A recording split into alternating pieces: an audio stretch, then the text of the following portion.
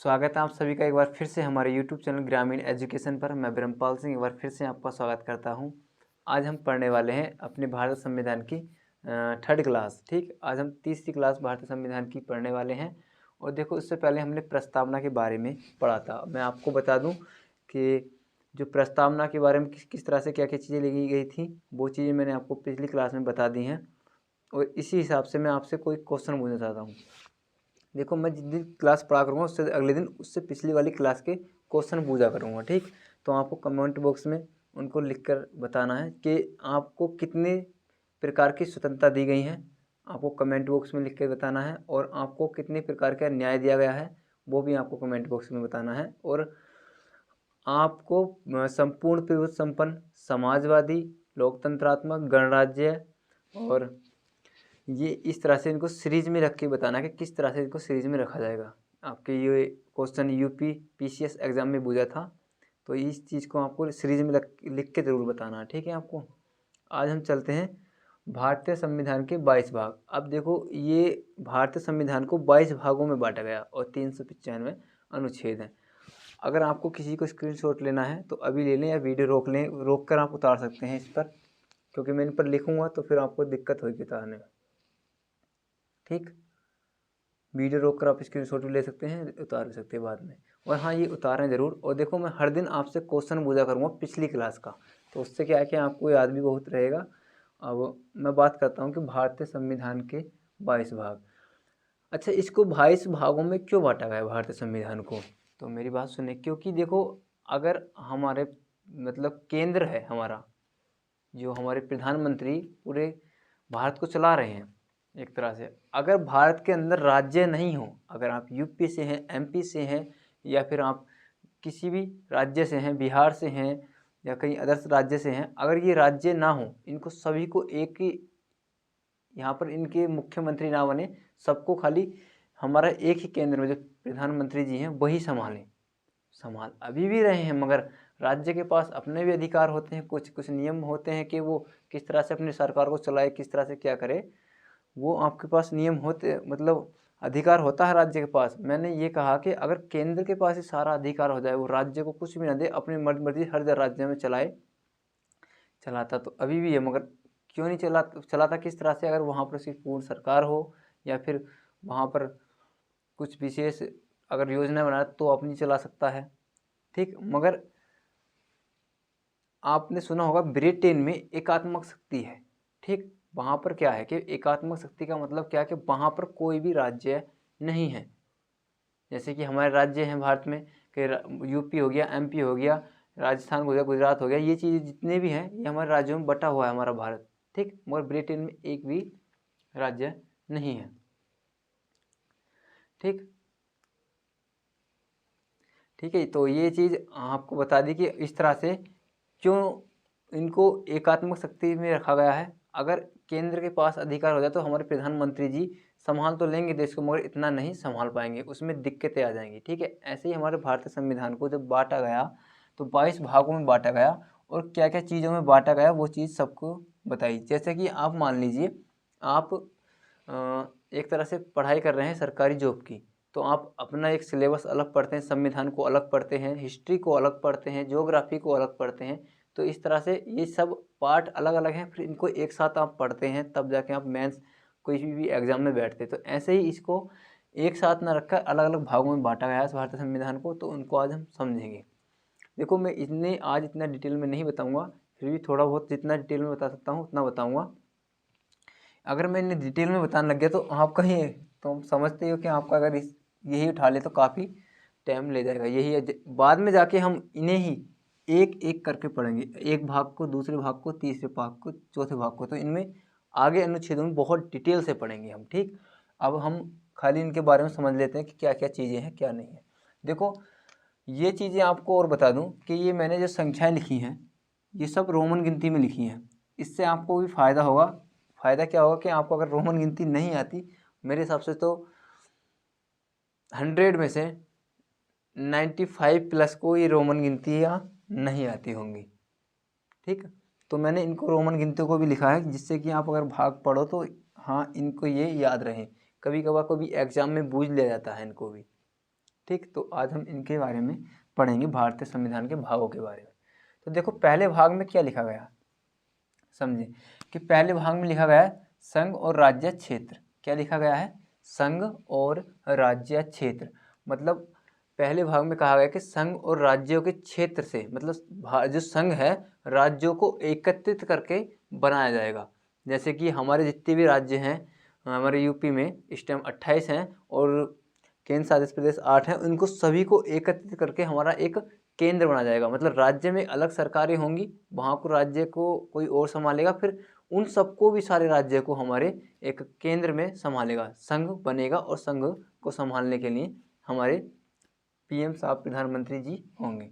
अगले में क्या कहा गया है, दूसरे भाग में कहा गया है नागरिकता, कि नागरिकता भारत में किस तरह से किसी व्यक्ति की नागरिकता कैसे रहेगी, कैसे बनाए रखेगा हर समय नागरिकता को, तो वो चीज़ें बताई गई हैं। अभी आप 2019 में पढ़ा होगा कि सिटीजनशिप एमेंडमेंट एक्ट, मैंने अभी इसको पीछे ही बताया था। तो उस तरह से किस तरह से नागरिकता दी जाएगी, किसको किस तरह से दी जाएगी, कि आपको किस उम्र में मतलब भारत के नागरिक रहेंगे, क्या क्या क्या कंडीशनें होंगी, और आपकी नागरिकता कब छूट जाएगी, भारत के देशद्रोही कब कहलाएंगे, किस किस कंडीशन में होंगी, वो हम डिटेल में बाद में पढ़ेंगे एक एक चीज़, कि हमको कितनी उम्र में नागरिकता मिलती है, अगर हम विदेश में रह रहे हैं तो हमें नागरिकता मिलेगी या नहीं, या अगर हम अपने देश से कहीं और चले जाएंगे तब हमारी नागरिकता रहेगी ना या नहीं रहेगी, वो हम एक एक अनुच्छेद के अनुसार पढ़ेंगे। ठीक, और आगे चलते हैं हम, नागरिकता किस तरह से बनी रहेगी, और मैंने बताया था कि इनको हम डिटेल में बाद में ही पढ़ेंगे। और आप से देखो क्वेश्चन किस तरह से बनेंगे भागों के बारे में, जैसे कि पूछ लेगा कि भाग 1 में क्या लिखा हुआ, तो आप कहोगे संघ और राज्य क्षेत्र। ठीक, आपको ऑप्शन मिलेंगे 4 के क्वेश्चन आएगा कि भाग 1 में क्या लिखा हुआ है, तो ऑप्शन उसमें आ भी सकता है कि मूल अधिकार है, क्या राज्य के नीति निर्देशक तत्व हैं, या फिर संघ दे रखा है, या फिर आपका राज्य और क्षेत्र दे रखा है। तो आप क्या बताएंगे, सीधी सी बात कि राज्य और वो संघ और राज्य क्षेत्र भाग 1 में है। तो इस तरह से क्वेश्चन बन जाते हैं। जैसे कि अब मैं पूछ लेता हूँ कि भाग 2 में क्या है, तो देखो भाग है, भाग 2 में क्या दे रखा है हमारे पास, नागरिकता, तो आप वहाँ पर नागरिकता ऑप्शन टिक कराएंगे और आपको नंबर मिल जाएगा। ठीक, आगे हम चलते हैं। ये इस तरह से क्वेश्चन पूछे जाते हैं ज़्यादातर भागों से। भाग से यही पूछा जाता है कि भाग 2 में क्या है, नागरिकता है, भाग 1 में क्या है, राज्य और संघ क्षेत्र, संघ और राज्य क्षेत्र है। आगे हम चलते हैं, आगे दे रखा है भाग 3 मूल अधिकार। आपके किस किस तरह से मूल अधिकार होंगे उसके बारे में भाग 3 में दे रखा है। ठीक, अब मैं इनके अनुच्छेद नहीं लिखवा पाया क्योंकि मैं यहाँ पर लिख देता तो आपको ये इतनी चीज़ें याद करने में दिक्कत हो जाती है। जब हमें भाग बाई भाग पढ़ाऊँगा तब एक एक भाग में कितने अनुच्छेद से कितने तक है वो चीज़ें भी सब बताऊँगा। जैसे कि हमारा भाग 1 से लेकर 5 तक है, फिर 5 से लेकर 6 तक ये है, इस तरह से हैं। तो ये चीज़ें हम बाद में 1 से लेकर 4 तक है, फिर 4 से 5 से लेकर 12 तक है, 11 तक है, फिर 12 से लेकर इस तरह से आगे को बढ़ते चले जाएंगे। तो वो चीज़ें मैं बाद में लिखाऊँगा जब एक एक आपको भाग कराऊँगा। ठीक, अब आता है हमारे पास मूल अधिकार। भाग कितने में, 3 में। भाग 3 में क्या है, मूल अधिकार, और भाग 2 में क्या है, नागरिकता, और भाग 1 में क्या है, संघ और राज्य क्षेत्र। ये तुमको यहीं पर याद करा दूंगा मैं भी कि भाग 3 में क्या है, मूल अधिकार, कि आपके क्या क्या मूल अधिकार होंगे, कि आपको जीने की स्वतंत्रता कैसी होगी, कि आपको कहीं किसी के लिए भेदभाव नहीं किया जाएगा, कि किसी को शिक्षा में किस तरह से अधिकार मिल जाएगा, कि आपको कि आपके मूल अधिकार क्या होंगे, आप किसी तरह से इस देश में जी रहे हैं और आप किस तरह से देश में जिएंगे, आपको जीने के लिए किस किस तरह की कंडीशन का सामना पड़ेगा। तो ये सब कायमे दिए हुए हैं मूल अधिकार में। आगे हम पढ़ते हैं कि किस किस तरह की समानताएं होंगी वो मूल अधिकारों में। अगर मैं आगे हम चलते हैं, हम ज़्यादा डिटेल में नहीं पढ़ेंगे, नहीं राज्य के नीति निर्देशक तत्व इनको डिटेल में पढ़ेंगे, ऐसी बात नहीं कि हम डिटेल में नहीं पढ़ेंगे। अभी हम जब भाग बाई भाग पढ़ेंगे ना, अभी तो तुमको मैं छोटी छोटी चीज़ें बता रहा हूँ। जब हम एक भाग उठाएंगे तो उसमें कम से कम एक एक भाग आपका 10-10 दिन 15-15 दिन ले जाएगा, एक एक भाग। ठीक, 8-8 दिन 10-10 दिन एक एक भाग ले जाएगा। ठीक, तो उसको हम पढ़ेंगे बड़े आराम से। आगे क्या के अगला क्या कहेगा, राज्य के नीति निर्देशक तत्व क्या होंगे, कि राज्य के नीति निर्देशक तत्व क्या होंगे, मतलब किस किस तरह से आपको किस तरह से उनकी नीति होंगी, निर्देशक होंगे, मतलब किस तरह से नीतियाँ बनाई गई राज्य कि किस तरह से हमें हमारे जीने का अधिकार होगा, किस तरह से हमको खाना मिलेगा। कि अगर मान लिया कि अगर हमारे पास कोई बेरोजगारी, मतलब इस तरह से, जैसे कि अभी फ़िलहाल में ये घटना घटी थी कोरोना वायरस की, तो सभी अपने घर रहे थे, लॉकडाउन लग गया था, तो उनके लिए कुछ के पास खाने के लिए व्यवस्था नहीं थी, तो सरकार ने राशन फ्री करा था उनके लिए, उनके हेल्प के लिए उनके पास में खाना वाना पहुँचाया था। तो इस तरह से राज्य के नीति निर्देशक तत्व के बारे में बताया है, और किस तरह से हम आगे इसमें समझेंगे वो हम भागों को जब पढ़ेंगे एक एक करके तब उसमें समझेंगे ज़्यादा। ठीक है, आगे आता है मूल अधिकार, भाग 4 कै में। देखो ये भाग 4 में राज्य के नीति निर्देशक तत्व हैं, और ये वाला बहुत इंपॉर्टेंट है, ये वाला आपको याद रखना, ये ज़्यादातर पूछ जाता है कि मूल कर्तव्य भाग किस में है, तो भाग 4 कै में। इनको कब जोड़ा गया था? 42वां संविधान संशोधन 1976 में। कब जोड़ा गया था? 42वां संविधान संशोधन 1976। इस संविधान को बहुत याद रखना कि 42वां संविधान कब हुआ था? 1976 में। तो ये डेट कभी कभार भूल ली जाती है कि 42वां संविधान संशोधन कब हुआ था। ठीक है, आगे हम पढ़ते हैं। अगला क्या आ जाता है हमारे पास? संघ। अगला आता था हमारे भाग 5 में क्या आ जाता है? संघ। भाग 5 में कहा गया है संघ कैसा होगा। हमारे भारत में को चलाने के लिए एक संघ की ज़रूरत पड़ेगी, मतलब एक तरह से सभी राज्यों को एकत्रित करके एक संघ बनाया जाएगा, फिर उसको चलाया जाएगा। इस तरह से संघ के बारे में कहा गया है। ठीक, इसको हम पढ़ेंगे तो ये बहुत बड़ा हमारा एक तरह से संघ जो है एक हमारा बहुत बड़ा से काफ़ी टाइम में निपटेगा, क्योंकि इसमें ही सबसे ज़्यादा अनुच्छेद है संघ में हमारे। ठीक, ये हमारा 51 से लेकर 52 से लेकर ये 151 तक है। ठीक है, कम से कम समथिंग 100 अनुच्छेद इसी के अंदर कवर होंगे हमारे। ठीक है, संघ के बारे में, हमारा संघ सबसे बड़ा है। ठीक, इसके बारे में हम आगे पढ़ेंगे जब इसको भाग बाई भाग पढ़ेंगे। तो अगला है हमारे पास 6 में क्या कहा गया कि राज्य। अब देखो 6 में कहा गया है राज्य, और 5 में क्या कहा गया है कि संघ। अब मैं आपसे क्वेश्चन यहाँ पर पूछ दूँ कि कौन से भाग में संघ की व्याख्या की गई है, तो आप क्या कहोगे? भाग 5 में संघ की व्याख्या की गई है। कि कौन से भाग में राज्य की व्याख्या की गई है, तो आप क्या कहोगे? भाग 6 में राज्य की व्याख्या की गई है। ठीक, आगे चलते हैं हम। देखो भाग आ जाता है हमारे पास 7। पहली अनुसूची के भाग 6 के राज्य। 7वां संविधान संशोधन, जो आपकी पहली अनुसूची है ये वाली, देखो अनुसूची में देखो, पहली अनुसूची में भी यही कहा गया कि संघ और राज्य क्षेत्र होंगे। तो अनुसूची हम अगली नेक्स्ट क्लास में पढ़ेंगे, और उसमें भी यही कहा गया कि संघ और राज्य क्षेत्र होंगे। तो इसमें कहा गया है 7वीं अनुसूची में कि जो पहली अनुसूची होगी हमारी, उसके भाग 6 के राज्य, जो उसके भाग 6 में राज्य आते हैं उनके बारे में कहा गया है। और ये 7वां संविधान संशोधन 1956 है।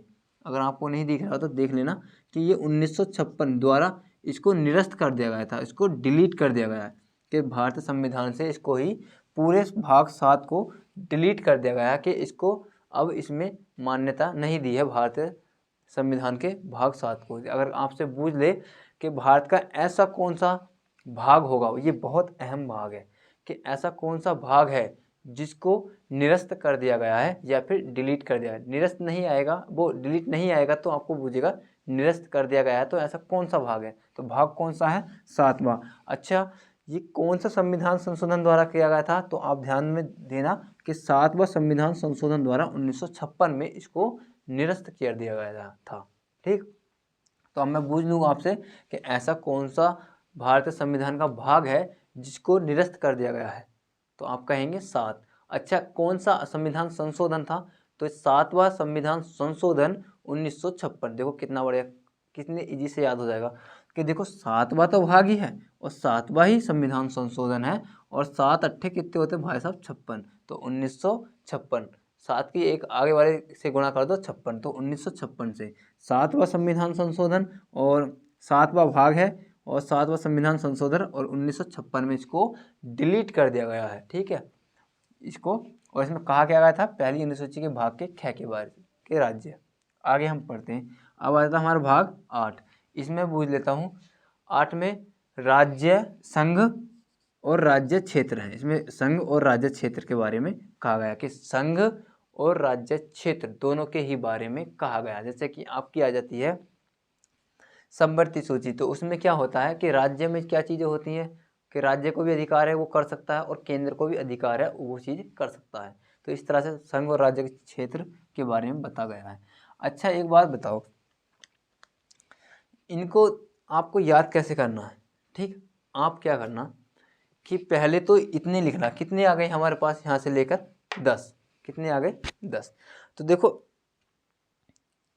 कितने आ गए यहाँ तक 10, तो आप पहले ये 10 ही लिखना, कॉपी में लिखना। अगर इसको आगे चाहे अगले पेज में मतलब लिख लेना उसी पेज में, तो और इनको छुपा लेना। पहले इनको एक बार याद देना कि हाँ भाई संघ राज्य क्षेत्र है भाग 1 में है, उसके बाद नागरिकता है भाग 2 में है, उसके बाद हमारे पास मूल कर्तव्य है भाग 3 में है, नीति निर्देश तत्व है 4 में है, और मूल अधिकार आपके 3 में है, मूल कर्तव्य 4 में है।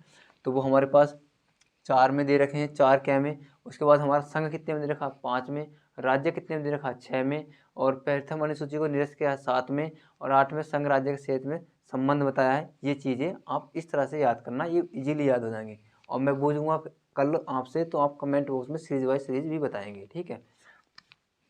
अगला आता है हमारे पास नवे में क्या कहा है, पंचायतों के बारे में। देखो पंचायतों के बारे में, इसके बारे में बहुत डिटेल से पढ़ेंगे कि पंचायतों के बारे में, पंचायती राज क्या था, किस तरह से था, क्या क्या चीज़ें थी उसमें, क्या क्या नियम थे, कि किस कारण बना, किस स्थिति में बना।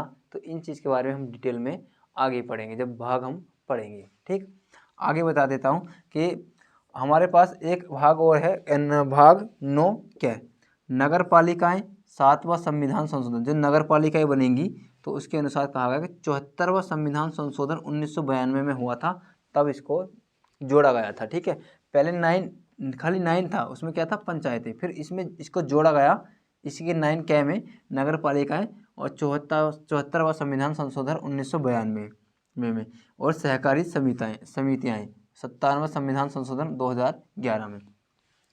अब मैं यहाँ से एक क्वेश्चन आपको बता देता हूँ कि चलो इसको अभी बाद में बताएंगे कि अभी कुछ को किताबों में मैंने देखा था और कुछ विद्वानों ने भी कहा है तभी तो किताबों में आया है कि कह दिया गया कि भारतीय संविधान के अनुच्छेद 500 से भी अधिक हो गए हैं, ठीक। और भारतीय संविधान की जो भाग हैं, कहीं कहीं मैंने ये देखा कि भाग 25 बताए गए हैं। तो भाई भाग तो 22 हैं आपके, 25 कहाँ से हो गए? देखो भाग 25 नहीं है, भाग आपके 22 ही हैं, मगर उनमें कुछ अलग से जोड़ दिए गए हैं। जैसे कि आपका जोड़ा था भाग 4 के, एक ये हो गया, वैसे हमारे 22 भाग है, और 9 क्या जोड़ा था, और हमारे पास एक ही जोड़ा है 11 के, ठीक है। सॉरी 9 के जोड़ा गया है, 9 क्या जोड़ा गया है, तो ये हमारे पास 3 एक्स्ट्रा जोड़े गए हैं। तो 22 भाग वैसे थे, इन्होंने तो विद्वानों ने 22 तो यही थे और 3 ये जोड़ दिए। अरे ये जोड़े नहीं गए थे, मतलब ये भाग अलग नहीं है, उन्हीं भागों में इनको जोड़ा गया है। ये अलग से नहीं बने कि 24वां भाग हो गया, 25वां भाग हो गया, ऐसा नहीं है, उन्हीं भागों में जोड़े गए हैं। हमारे पास भाग कितने हैं 22। अगर आपके पास क्वेश्चन आता है ना कि भारतीय संविधान में भाग कितने हैं, तो आप 22 ही लगा के आए, ठीक। हम आगे चलते हैं, वो आगे कि 9 क्या में कहा गया है नगर पालिकाएँ कितने संविधान संशोधन में जोड़ी गई थी, तो 74वां संविधान संशोधन 1992 में। और 4 क्या में मूल कर्तव्य कब जोड़े गए थे, 42वां संविधान संशोधन 1976 में। और किस समिति के साथ द्वारा जोड़े गए थे, वो चीज़ हम आगे बताएंगे साथ की सब, ठीक है। तो इनको ध्यान देना आप कि ये वाला 4 क्या मूल कर्तव्य कब जोड़ा गया था, 42वां संविधान संशोधन 1976 में। और 9 क्या को कब जोड़ा गया था, नगर पालिका है इसके अंदर, 74वां संविधान संशोधन 1992 में। फिर सहकारी समितियाँ 57वां संविधान संशोधन 2011 में। तो आपको ये तो बहुत ज़्यादा अहम याद करने हैं जो जोड़े गए हैं क्या क्या के नाम से, ठीक है। और इनकी डेटें भी कि कौन सा संविधान संशोधन हुआ था, तो इनके बारे में आपको याद करना है जरूर। मैं आपसे कल पूछूंगा। अगला आता है हमारे पास 10। इसमें कहा गया अनुसूचित और जनजाति क्षेत्र के, अनुसूचित जनजाति क्षेत्र कैसे कैसे बनेंगे, कि किसी भी राज्य क्षेत्र को अनुसूचित जनजाति क्षेत्र कैसे घोषित किया जाएगा, किस बेस पर किया जाएगा, किस स्थिति में किया जाएगा। कि जैसे कि कोई भी मतलब मान लिया कि आदिवासी जो भी रहते हैं आपने देखा होगा जनजातियां हैं हमारी अभी भी जंगलों में हैं, तो वनों में रहते हैं वो, तो उनके लिए विशेष उपबंध के बारे में जो कहा कि किस तरह से उनके लिए विशेष उपबंध होगा, कि किस तरह के लिए किस तरह से उनकी हेल्प की जाएगी, तो वो चीज़ें बारे में जो कहा रखा है, तो अनुसूचित जाति और जनजाति के बारे क्षेत्र में भाग 10 में कह रखा है। आगे हम पढ़ते हैं भाग 11। भाग 11 में क्या कहा गया है? संघ और राज्य के बीच संबंध। क्या बताया गया? संघ और राज्य के बीच संबंध। क्या बताया गया? संघ और राज्य के बीच संबंध बताया गया है। ठीक है, जो संघ और राज्य के बीच कैसे संबंध होंगे, कैसे उनके बीच करीब या बढ़ेंगी। जैसे कि अब हमारे केंद्र में प्रधानमंत्री हैं और हमारे राज्य यूपी में आदित्यनाथ योगी जी बीजेपी पार्टी से ही हैं, तो उनके बीच में किस तरह से संबंध होंगे, किस तरह से उनके कोई भी कार्य करेंगे तो किस किस तरह से करेंगे, तो वो चीज़ें इसमें बता रखी हैं। ठीक है, उनको डिटेल में पढ़ेंगे तब समझेंगे। आ जाता है हमारे पास 12, वित्तीय संपत्ति समुदाय और बाद। क्या है? वित्तीय संपत्ति समुदाय और बाद। वित्तीय के बारे में बताया गया कि किस तरह से कोई भी बजट वगैरह जो होते हैं आपके, किस तरह से इनको वित्तीय के बारे में बताया गया, कब पैसा को किस तरह से यूज़ करा जाता है, वो चीज़ें इसमें बताई गई हैं। और संपत्ति के बारे में बताया गया कि किस तरह से संपत्ति होगी तुम्हारे पास, किस तरह से केंद्र के पास होगी, किस तरह से राज्य के पास होगी, किस तरह के से जनता के पास होगी संपत्ति। तो इस चीज़ के बारे में इसमें बताया गया, तो उसके बारे में हम आगे पढ़ेंगे। ठीक, आगे हमारे पास भारत के राज्य क्षेत्र में व्यापार वाणिज्य और समागम। क्या लिखा हुआ है? ये समागम है। ठीक है, वाणिज्य और समागम कि भारत के राज्य क्षेत्र में व्यापार किस तरह से किया जाएगा, तो उस चीज़ के बारे में इसमें बताया गया। वाणिज्य मतलब किस तरह से उसके किसी चीज़ को उपजाया कैसे बनाया जाएगा, मतलब किस तरह से उसके अंदर किसी भी राज्य में किस तरह से उसकी खेती वगैरह करी जाएंगी, किस तरह से उसको उत्पादित किया जाएगा, उस चीज़ के बारे में कहा गया है। ठीक है, आगे हम पढ़ते हैं।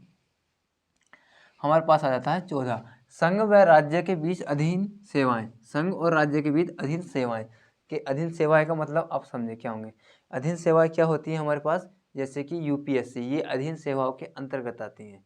ठीक, जैसे कि यूपीएससी हो गया, यूपीपीसी मतलब यूपीएससी हो गया, पीसीएस जो हो गए, ये अधीन सेवाओं के अंतर्गत आती हैं। डीएम, एसडीएम, ये एससीओ वीओ जो भी होते हैं, ये सब चीज़ें संघ राज्य क्षेत्र के अधीन सेवाएं के लिए होती हैं। यूपीएससी लिख सकते हैं आप, बेशक आपको यहाँ पर कुछ भी लिख सकते हैं। ठीक है, चलो ठीक है, आप वैसे ही याद रखें, जब इनको पढ़ाएंगे तब बहुत डिटेल में बताएंगे। ठीक है, ये 13 भाग हमारा 13 था। 10, 11, 12, ये 13, 14 है, सॉरी, ये हमारा भाग 14 है। ठीक है, अब 14 क्या में क्या जोड़ा गया है? अधिकरण। 42वां संविधान संशोधन 1976 में कि किस तरह से किस तरह का अधिकरण होगा किसी भी राज्य पर, या किसी राज्य को किस तरह से अलग किया जा रहा है, तो उस पर अधिकरण कैसे करेंगे। किसी भी चीज़ पर अधिकरण, जैसे कि आप किसी भी चीज़ पर अधिकार जमा सकते हैं, तो वो चीज़ें इसमें बताई गई हैं। अगला है हमारे पास निर्वाचन, भाग 15। भाग क्या है हमारे पास? 15, और इसमें क्या कहा गया है? निर्वाचन। किसी को भी कैसे निर्वाचित किया जाएगा, वो चीज़ें इसमें बताई गई हैं। आगे आता है हमारे पास भाग 16, कुछ वर्गों के संबंध में विशेष उपबंध बताया गया है। ठीक है, ये इतने अहम नहीं है, फिर भी इसको याद करें कि कुछ वर्गों के विशेष संबंध में विशेष उपबंध। आगे आ जाता है हमारा सबसे ज़्यादातर इम्पोर्टेंट यही है कि भाग 17। भाग 17 में क्या बताया गया कि राजभाषा, कि भारत की राजभाषा क्या होगी और लिपि क्या होगी, किस किस तरह से इसको अपनाया जाएगा, किस किस तरह से क्या क्या गया था, तो वो चीज़ें राजभाषा के रूप में बताई जाएंगी आपको। हाँ, भाग क्या होता है हमारे पास? 17।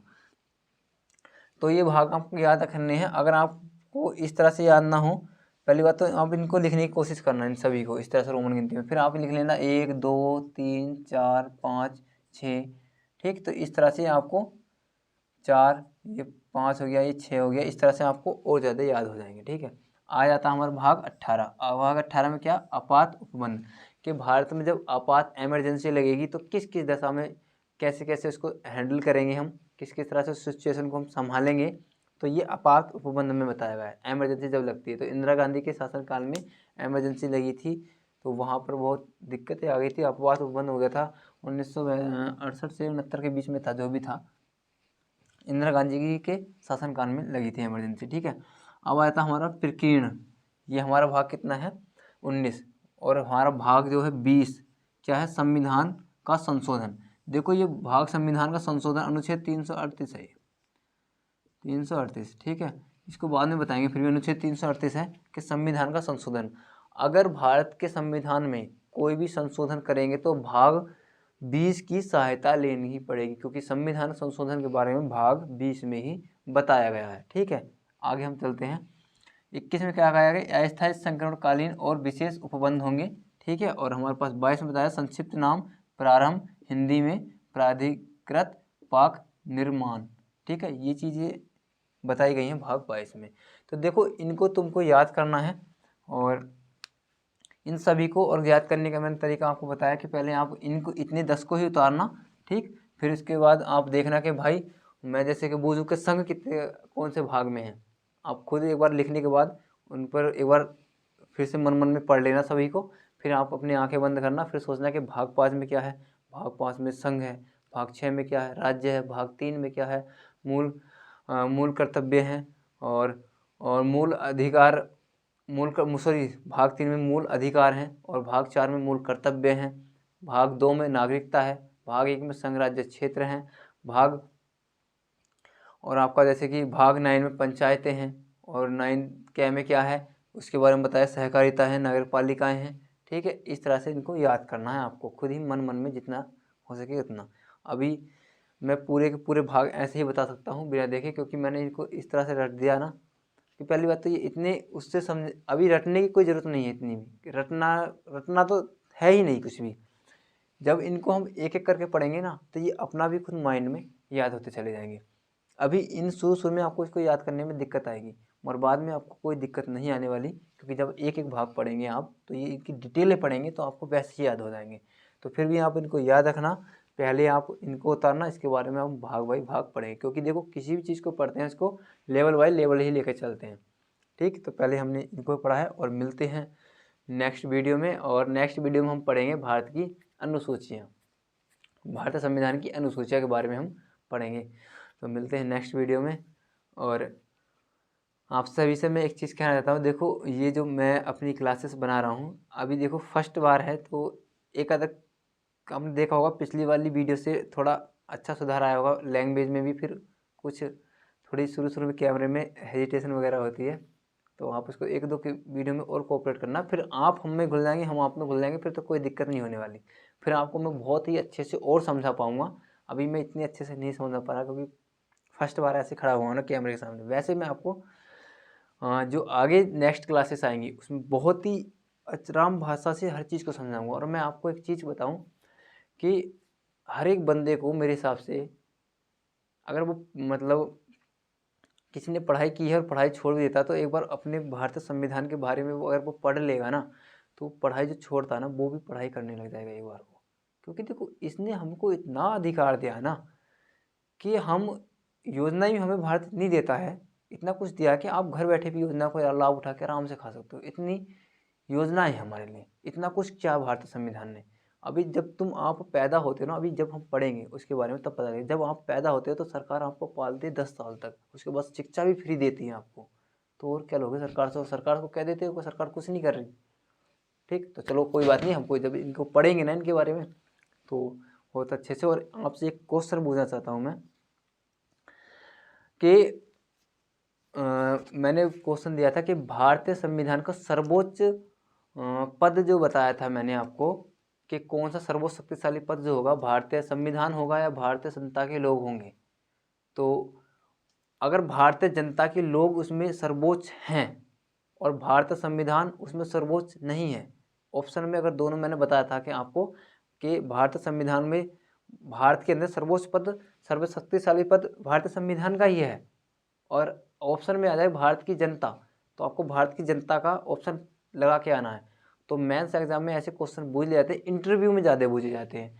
तो आप इसका जवाब कमेंट बॉक्स में देना, अगर भारत के लोग को सर्वोच्च पद माना गया है, सर्वोच्च शक्तिशाली माना गया है, तो क्यों माना गया है। तो आप कमेंट बॉक्स में ज़रूर लिखना। मिलते हैं नेक्स्ट वीडियो में, बाय।